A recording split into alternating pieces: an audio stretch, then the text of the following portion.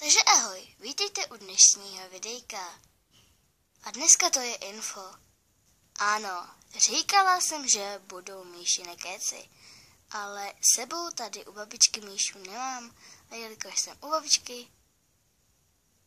Cože? No prostě tady u babičky sebou nemám Míšu, takže nemůžu být Míšiny kéci. A proto to bude jen takovéhle rychlé info. Takže...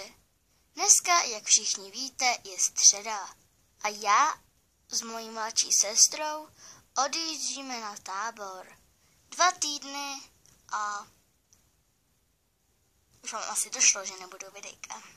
Nebudou videjka 2 týdny od víkenda, takže v pondělí už žádný videjko neočekávejte až do soboty. V sobotu se vracíme, jakože 8.8. se vracíme, takže tak. Ale vy se tady můžete koukat na jiné, lepší youtuberky. Tímto videem bych vám taky chtěla poděkovat za 24 odběratelů. No jak už jsem říkala, videjka tedy 2 týdny nebudou. Takže tak. Tohle je z tohohle videjka nejspíš všechno.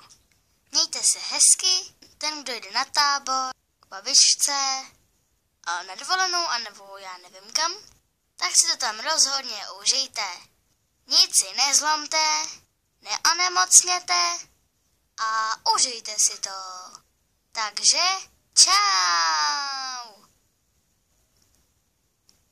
A já si jdu balit.